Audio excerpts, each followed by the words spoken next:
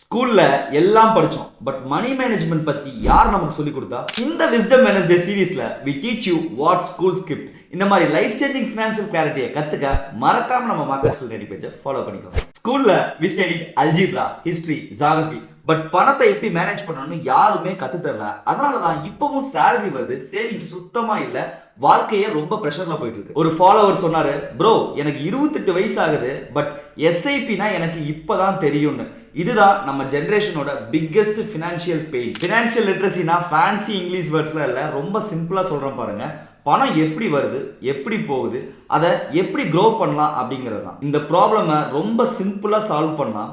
ஒன்னு, பட்ஜெட்டிங்க கத்துக்கோங்க. 10 ரூபாடா ஒரே ஒரு தண்ணி பாட்டில் மட்டும் வாங்கி கூட தாக மாதிரிடா. என்கிட்ட எங்கடா காசு இருக்கு? ரெண்டாவது, இன்ஃப்ளேஷன் கான்செப்டை பக்காவா அண்டர்ஸ்டாண்ட் பண்ணிக்கோங்க.